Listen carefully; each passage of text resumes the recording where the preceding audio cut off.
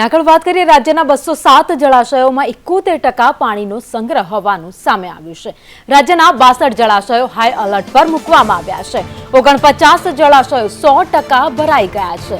49 જળાશયોમાંથી 35 જળાશયો જે સૌરાષ્ટ્રના છે તો 15 જળાશયોમાં 80 થી 90% પાણીનો સંગ્રહ થઈ ગયો છે।